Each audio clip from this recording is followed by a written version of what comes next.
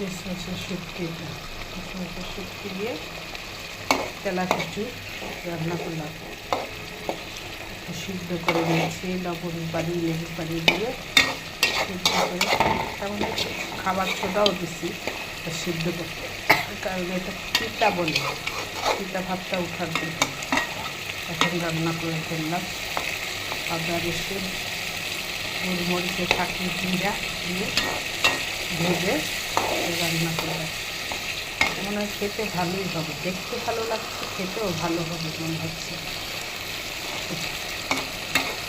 খেয়ে দেখবেন, বড় মাছ দিয়েও খেতে পারেন, শুধু বটিও রাঁধতে পারেন, এভাবে ভেজে শুধু মশলা দিয়ে ভেজে রান্না করতে পারেন, বা চিংড়ি মাছ দিয়ে বড় মাছ মাথা টাথা দিয়ে রান্না করে খেয়ে দেখতে পারেন, ভালোই হবে, খারাপ হবে না। এটা বলে ডায়াবেটিসের জন্যও ভালো, ভাজিটা খুব সহ্য করবে। পিতা দেখে, পিতার কারণে, পিতার হলে ডায়াবেটিস কন্ট্রোলে থাকে বলে এই জন্য রান্না করলাম। হয়ে গেল আমার কী বলে এটাকে, তেলা কচুর গোটা ইলিশ মাছের শুটকি দিয়ে, তেলা কচু আলু ইলিশ মাছের শুটকি দিয়ে রান্না করলাম। এটা হয়ে গেছে রান্নাটা,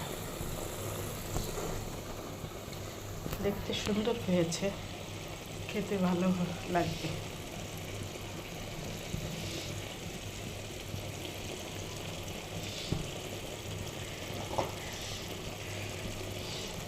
আমি এটা আরও একবার রান্না করেছিলাম, ওটা হলো মশলা টশলা দিয়ে ভুনা একবার, আর এই একবার শুটকি দিয়ে রান্না করি।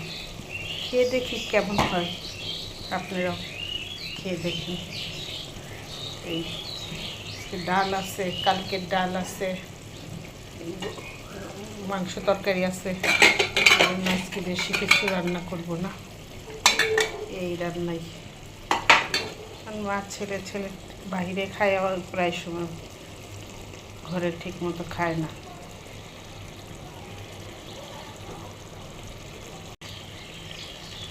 হয়ে গেছে আমার তেলা কচু রান্না। কেমন ছবিটা উঠতেছে বুঝতেছি না, কিন্তু রান্নাটা